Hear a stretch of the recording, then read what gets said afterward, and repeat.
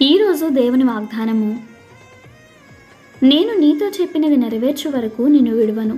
ఆదికాండము 28వ అధ్యాయము 15వ వచనము. ప్రభు తాను చేసిన వాగ్దానములు నెరవేర్చుతాడని మనం ఆయనను ఎంతైనా నమ్మవచ్చు. ఆయన అబ్రహాముకు వాగ్దానం చేశాడు, ఇసుక రేణువులంత విస్తారంగా నీ సంతానాన్ని విస్తరింపచేస్తానని. చెప్పిన దేవుడు వాగ్దానాన్ని నెరవేర్చాడు. మానవుల అవిధేయతలు ఎన్నున్నా దేవుడు తన విశ్వాస్యతను బట్టి, తానిచ్చిన వాగ్దానాన్ని బట్టి అబ్రహాముకి ఇచ్చిన మాటను నిలబెట్టుకున్నాడు.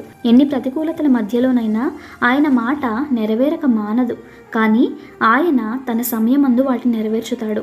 కాబట్టి అప్పటి వరకు ఎదురుచూడటమే మన కర్తవ్యము. అబ్రహాము తనకు ఇవ్వబడిన వాగ్దానం నెరవేరుతుందని విశ్వాస నేత్రాలతో ఎదురుచూశాడు.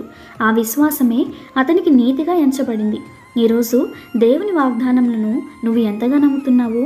కొంచెం ఆలస్యమైందని నిరాశ చెంది దేవుని దూషించే స్థితికి వెళ్ళిపోతున్నావా? నిరాశ చెందకు, విసుగు చెందకు. ప్రభువు శ్రేష్టమైన దానిని నీకు ఇవ్వనై ఉన్నాడు. దానిని నీ ముందుకు తెచ్చేందుకు కొంత సమయం పట్టినా నిరీక్షించు.